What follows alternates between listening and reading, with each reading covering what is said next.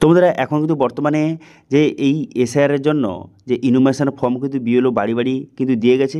এবার এই যে ফর্মটা ফিল আপ করতে বহু মানুষের বহু সমস্যা হচ্ছে। সব থেকে বড়ো যে সমস্যাটা হচ্ছে এই দুটো ঘর নিয়ে, ঠিক আছে। এখানে কার রিলেশান দেবো, সম্পর্ক জায়গায় কার নাম দেবো, এবং যে এখানে পিতামাতা ছাড়া আর কার কার রিলেশান দিলে হবে। আমি কি স্বামীর রিলেশান দিতে পারবো, অথবা যে দাদু দিদা বাবা মা অথবা কাকু জেঠু দাদা দিদি কার রিলেশান দিলে ভালো হবে, অথবা কার কোন রিলেশান দিলে কি ডকুমেন্টস রাখতে পারে, অথবা অনেকের কিন্তু বাবা মার নাম কিন্তু 2002 সালে ভোটার লিস্টে নেই, সেক্ষেত্রে তারা কার রিলেশান দেবে। এবার যারা বিবাহিত মহিলা রয়েছে তারা কীভাবে ফিল আপ করবেন, অথবা তারা কিন্তু তাদের স্বামীর নাম দিলে কি হবে, তার স্বামীর রিলেশান দিয়ে কি আবেদন করা যাবে। অথবা যদি আপনি আপনার দাদা দিদি কাকু জেঠু তাদের ডিটেলস দিয়ে যদি আপনি আবেদন করেন, সেক্ষেত্রে কি কোনো সমস্যা হবে, অথবা হিয়ারিংয়ের জন্য কি আপনাকে ডাকা হতে পারে। এই সব ডিটেলস কিন্তু ভালোভাবে আগে থেকে জেনে নিন। না হলে যদি আপনি ভুলভাল ফর্ম ফিল আপ করেন, সেক্ষেত্রে আপনার ফর্মটা রিজেক্ট হয়ে যেতে পারে, অথবা হিয়ারিংয়ের কিন্তু নোটিশ আপনার বাড়িতে আসতে পারে। ঠিক আছে, তো সেই জন্য আজকের ভিডিওতে এই দুটি ঘর কীভাবে ফিল আপ করবেন সেটা কিন্তু সম্পূর্ণ step by step point point আপনাদের বুঝিয়ে দেবো, প্রতিটা পয়েন্ট আপনাদের বুঝিয়ে দেবো। এবং যারা কিন্তু এই দুটি ঘর নিয়ে সমস্যা রয়েছেন, কনফিউশন রয়েছেন, তাদের কনফিউশন কিন্তু এই ভিডিওতে ক্লিয়ার কিন্তু হয়ে যাবে। ঠিক আছে, এই ভিডিওটা দেখার পর আপনারা বুঝতে পারবেন যে কারা কোন ডিটেলস ফিল আপ করবেন, কী ডিটেলস ফিল আপ করবেন, সম্পর্ক জায়গায় অথবা রিলেশনের জায়গায় কার নাম দেবেন, সমস্ত কিছু তাদের কাছে ক্লিয়ার হয়ে যাবে। ঠিক আছে, তো সেই জন্য ভিডিওটা প্রথম থেকে শেষ পর্যন্ত অবশ্যই দেখুন মনোযোগ সহকারে, এবং আমাদের চ্যানেলে প্রথমবার ভিজিট করে থাকলে আমাদের চ্যানেলটিকে সাবস্ক্রাইব করে রাখুন এবং পাশে থেকে বেল আইকনটিকে অবশ্যই প্রেস করে রাখুন। তো চলুন আজকে ভিডিওটা শুরু করা যাক। দেখুন, আপনাদের কিন্তু যে এসআইআরের সম্পূর্ণ ফর্ম ফিল আপটা দেখাবো না, শুধু এই জায়গাটায় মানুষের যে প্রবলেম হচ্ছে এই দুটো ঘরে কার রিলেশান বসাবেন এবং সম্পর্ক জায়গায় কার নাম দেবেন, এগুলো নিয়ে কিন্তু বহু মানুষের সমস্যা রয়েছে। সেই জন্য এই দুটো ঘর কারা কোনটা ফিল আপ করবেন এই সব বিষয়ে কিন্তু আপনাদের স্টেপ বাই স্টেপ দেখে দেবো। আগেরগুলো তো আপনারা সবাই পারবেন, যে আপনার নাম, যে আপনার আধার কার্ড নম্বর, সেগুলো তো সবাই পারবে। তো সেক্ষেত্রে এই দুটো ঘরটা কীভাবে ফিল আপ করবেন তার স্টেপ বাই স্টেপ প্রসেস দেখে দিচ্ছি। দেখুন, কারা কোন ঘরটা ফিল আপ করবেন। এখানে যে এই যে বাম দিকের ঘরটা রয়েছে, ঠিক আছে, এখানে যাদের কিন্তু 2002 সালে যাদের ভোটার লিস্টে নাম রয়েছে তারা কিন্তু এই ঘরটা ফিল আপ করবে। যাদের 2002 সালে ভোটার লিস্টে যাদের নাম রয়েছে তারা এই ঘরটা ফিল আপ করবে। এবার যাদের কিন্তু 2002 সালে ভোটার লিস্টে নাম নেই, তো সেক্ষেত্রে আপনি আপনার বাবার নাম রয়েছে, অথবা হতে পারে আপনার মার নাম রয়েছে, অথবা হতে পারে আপনার দাদুর নাম রয়েছে 2002 সালে ভোটার লিস্টে, অথবা আপনার দিদার নাম রয়েছে, সেক্ষেত্রে এই ডান দিকের ঘরটা আপনি ফিল আপ করবেন। এবারে একে একে আপনাদের বুঝে বলছি। দেখুন, ধরুন আপনার 2002 সালে ভোটার লিস্টে আপনার নাম রয়েছে, ধরে নিচ্ছি আপনার 2002 সালে ভোটার লিস্টে নাম রয়েছে, সেক্ষেত্রে আপনাকে এই বাম দিকের ঘরটা ফিল আপ করতে হবে। এখানে কী কী ফিল আপ করবেন, কীভাবে ফিল আপ করবেন, দেখুন প্রথম বলা হয় যে নির্বাচকের নাম। এখানে কিন্তু আপনার নামটা বসিয়ে দেবেন, কোন নামটা, যেটা কিন্তু 2002 সালে ভোটার লিস্টে রয়েছে। এবার হতে পারে সেখানে আপনার নামটা ভুল রয়েছে, অথবা পরবর্তী সময়ে আপনি আপনার নামটা চেঞ্জ করে ফেলেছেন, সেক্ষেত্রেও 2002 সালে ভোটার লিস্টে যেই নামটা রয়েছে সেখানে যদি ভুল নামও থাকে সেই নামটা এখানে সঠিকভাবে বসিয়ে দেবেন। ঠিক আছে, বোঝা গেল 2002 সালে ভোটার লিস্টে যেই নামটা রয়েছে সেই নামটা আপনি সঠিকভাবে বসিয়ে দেবেন।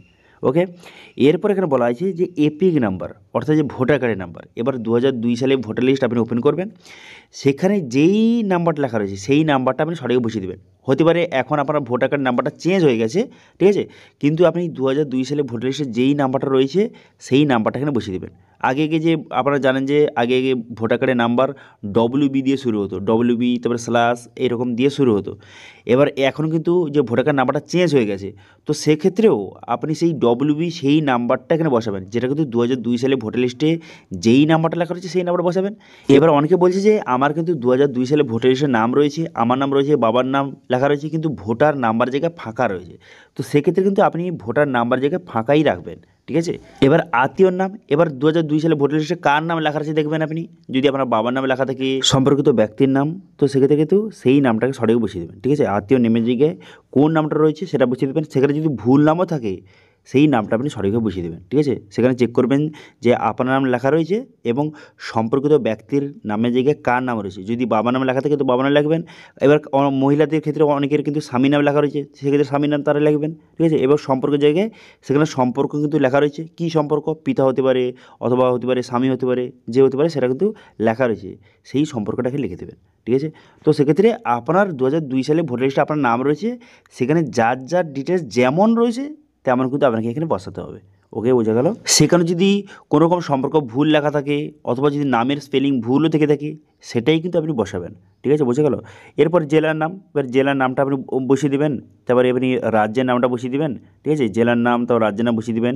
বসিয়ে দেওয়ার পর এবার কিন্তু বিধানসভা ক্ষেত্রের নাম, ঠিক আছে, বিধানসভা ক্ষেত্রের নাম, বিধানসভা ক্ষেত্রের নাম্বার, তারপরে অংশ নাম্বার এবং এপিক সংখ্যা, এগুলোও কিন্তু যে 2002 সালে যখন আপনি ভোটার লিস্টটা ওপেন করবেন, যেখানে আপনার নামটা লেখা রয়েছে দেখবেন সেখানে কিন্তু সেই লিস্টে কিন্তু লেখা রয়েছে সব কিছু, যে বিধানসভা ক্ষেত্রের নাম, বিধানসভা ক্ষেত্রের নাম্বার, অংশ নাম্বার, ক্রমিক সংখ্যা সব কিছু লেখা রয়েছে। দেখুন তাও একবার আপনাদের দেখিয়ে দিই যে এই বিধানসভা ক্ষেত্রের নামটা কোথায় রয়েছে। এখানে দেখতে পাচ্ছেন, এখানে লেখা রয়েছে, একটা এক্সাম্পল হিসেবে দেখাচ্ছি, এখানে জয়নগর বিধানসভা নির্বাচন ক্ষেত্র, এটাই হচ্ছে বিধানসভা ক্ষেত্রের নাম, ঠিক আছে। এবার আপনার ক্ষেত্রে কোন নামটা লেখা রয়েছে দেখবেন, এখানে সেই নামটা কিন্তু সঠিকভাবে লিখে দেবেন বিধানসভা ক্ষেত্রের নামের জায়গায়। ওকে, এবার বিধানসভা ক্ষেত্রের নম্বর কোনটা, এখানে লেখা রয়েছে দেখতে পাচ্ছেন 103 যে লেখা রয়েছে এটাই হচ্ছে বিধানসভা ক্ষেত্রের নাম্বার। এবার আপনার ক্ষেত্রে যেই নাম্বারটা লেখা রয়েছে এখানে সেই নাম্বারটা বসিয়ে দেবেন। এবার দেখতে পাচ্ছেন এইটাই হচ্ছে অংশ নম্বর, এই অংশ নম্বরটা এখানে 1 লেখা রয়েছে, এটাই হচ্ছে অংশ নম্বর, এখানে আপনার ক্ষেত্রে যেটা লেখা রয়েছে সেটা বসিয়ে দেবেন।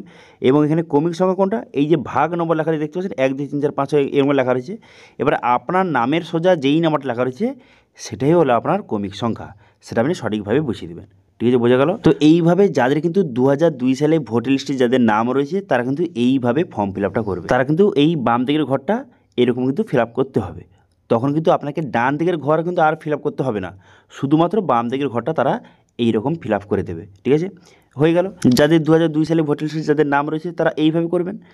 এবার ধরুন আপনার 2002 সালে ভোটার লিস্টে আপনার নাম নেই, কিন্তু আপনার পরিবারে অন্য কারোর নাম রয়েছে, যেমন আপনার বাবার নাম রয়েছে, অথবা আপনার মায়ের নাম রয়েছে, অথবা আপনার দাদুর নাম রয়েছে, অথবা আপনার দিদার নাম রয়েছে, ঠিক আছে, সেক্ষেত্রে আপনাকে এই ডান দিকের ঘরটা আপনাকে ফিল আপ করতে হবে, ঠিক আছে, বোঝা গেল। এবার এখানে অনেকে কমেন্ট করছিল যে আমি কি আমার পরিবারের অন্য কারোর, যেমন কিন্তু দাদা দিদি স্বামীর নাম এগুলো বা কাকা কাকি এইসবের নাম দিয়ে কি আমি অ্যাপ্লিকেশন করতে পারবো? তো সেটা কিন্তু একটু পরে আপনাকে জানিয়ে দিচ্ছি, তার আগে দেখে রাখুন এই ঘরটা কীভাবে ফিল আপ করবেন, ঠিক আছে।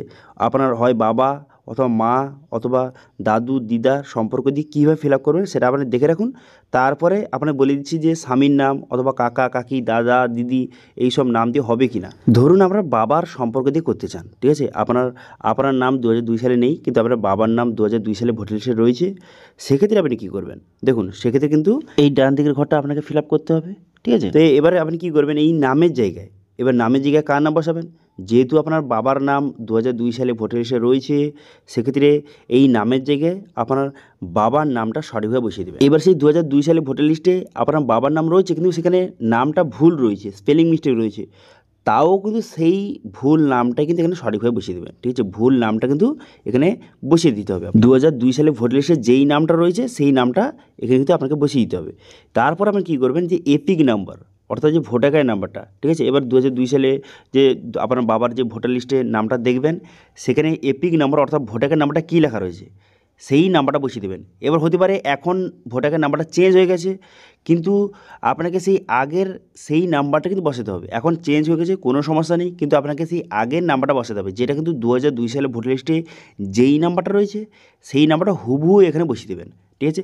আচ্ছা, এখানে অনেকে কমেন্ট করছিল যে আমি এখানে যে এই ফর্মটা ইংলিশে ফিল আপ করবো না বাংলায় ফিল আপ করবো। দেখুন, যেহেতু 2002 সালে ভোটার লিস্টে বাংলায় নাম লেখা রয়েছে তো সেক্ষেত্রে নামগুলি কিন্তু আপনি বাংলায় লেখার চেষ্টা করবেন, এবং সঙ্গে যে ভোটার কার্ডের নাম্বারগুলি অথবা আধার নাম্বার এইসব নাম্বারগুলি আপনি কিন্তু ইংলিশে লিখবেন, সেক্ষেত্রে ভালো হয়, ঠিক আছে।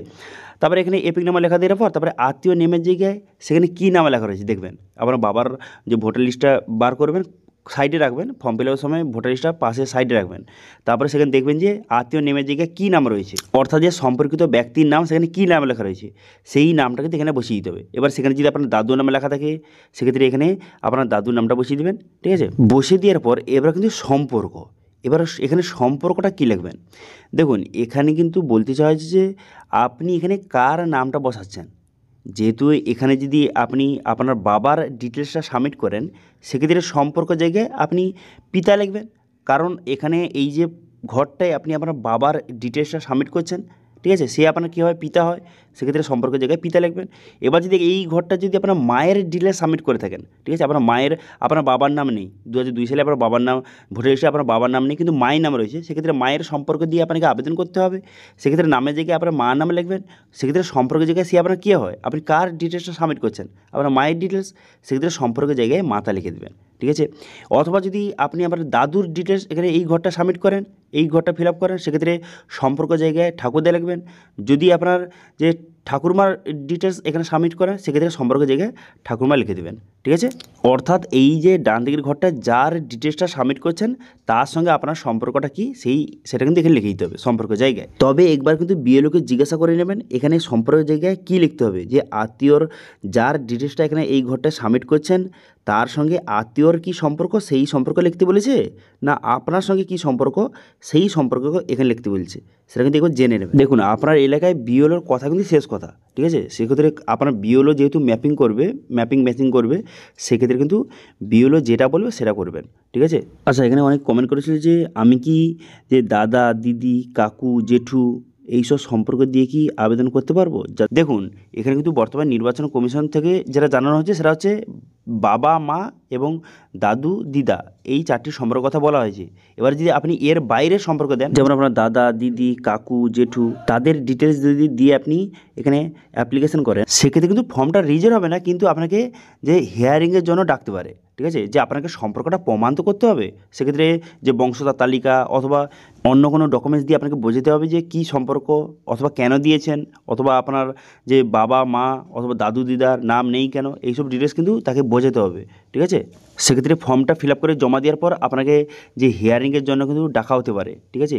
সেই জন্য চেষ্টা করবেন হয় আপনার বাবা মা অথবা দাদু দিদা এই 4টির সম্পর্কের মধ্যে যে কোনো একজনের ডিটেলস এখানে সাবমিট করতে হয়, সেক্ষেত্রে কিন্তু কোনো সমস্যা হবে না।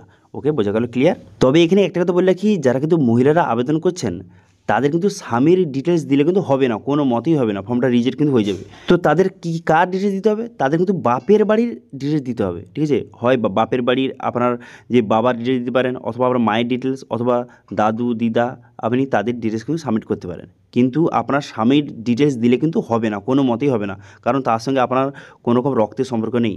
যাদের রক্ত সম্পর্ক রয়েছে তাদের ডিটেলস কিন্তু দিতে হবে, অর্থাৎ যে আপনার বাপের বাড়ির ডিটেলস কিন্তু আপনাকে সাবমিট কিন্তু করতে হবে। ওকে, বোঝা গেল, ক্লিয়ার বিষয়টি? তারপর কিন্তু নিচে কিন্তু এখানে জেলার নাম, তারপরে বিধানসভা ক্ষেত্রের নাম, নাম্বার এবং অংশ নাম্বার এবং ক্রমিক সংখ্যা, যেটা কিন্তু 2002 সালে যার ডিটেলস এই ঘরটাতে ফিল আপ করছেন তার 2002 সালে ভোটার লিস্টটা আপনি সেখানে চেক করবেন কী কী নাম্বার লেখা রয়েছে, বিধানসভা ক্ষেত্রের নাম কী লেখা রয়েছে, বিধানসভা ক্ষেত্রের নাম্বার কী লেখা রয়েছে, অংশ নাম্বার এবং ক্রমিক সংখ্যা কী লেখা রয়েছে সেটা দেখে আপনি বসিয়ে দেবেন, ঠিক আছে। দেখুন এখানে কিন্তু এই যে ডান দিকের ঘরটা যে আপনি ফিল আপ করবেন, এখানে কিন্তু হয় আপনার বাবা মা অথবা দাদু দিদা এই 4টি সম্পর্ক মধ্যে যে কোনো একটি সম্পর্ক দেওয়ার চেষ্টা করবেন, ঠিক আছে, তাহলে কিন্তু কোনো রকম সমস্যা হবে না। তারপর কিন্তু এখানে ফর্মের নিচে আসবেন, নিচে এসে কিন্তু ফর্মে আপনার সিগনেচার করে দেবেন, সিগনেচার করে দেওয়ার পর তারপরে এই ফর্মটা কিন্তু আপনাকে জমা করে দিতে হবে। এবার কাদের কী ডকুমেন্ট লাগবে, দেখুন যাদের কিন্তু আপনার যদি নিজের নাম 2002 সালে ভোটার লিস্টে থাকে সেক্ষেত্রেও আপনাকে কোনো রকম ডকুমেন্ট দিতে হবে না, অথবা আপনার নাম নেই কিন্তু আপনার বাবার নাম রয়েছে, অথবা আপনার দাদুর নাম রয়েছে, আপনার মার নাম রয়েছে, আপনার ঠাকুমার নাম রয়েছে, সেক্ষেত্রেও আপনাকে কোনো রকম ডকুমেন্টস দিতে হবে না, এই ফর্মটা ফিল আপ করে দিলেই কিন্তু হয়ে যায়, ঠিক আছে।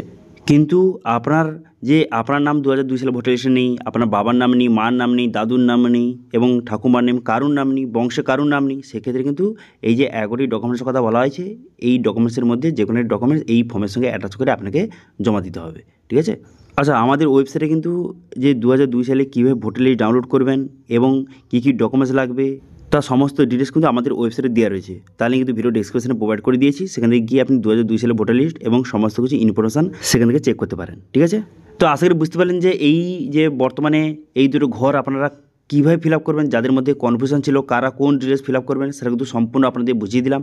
এরপরেও যদি কোনো রকম যদি আপনার কোশ্চেন থেকে থাকে অবশ্যই কমেন্ট করুন, আমি অবশ্যই তার রিপ্লাই করব। এবং আজকের ভিডিওটা যদি ভালো লেগে থাকে ভিডিওটাকে লাইক করে দেবেন এবং ভিডিওটা কিন্তু বন্ধুর সঙ্গে শেয়ার করে দেবেন, এবং আমাদের চ্যানেলে প্রথমবার ভিজিট করে থাকলে আমাদের চ্যানেলটিকে সাবস্ক্রাইব করে রাখুন এবং পাশে থেকে বেল আইকনটিকে অবশ্যই প্রেস করে রাখুন। তো আজকের ভিডিওটা এই পর্যন্তই, দেখা আছে নেক্সট ভিডিওতে।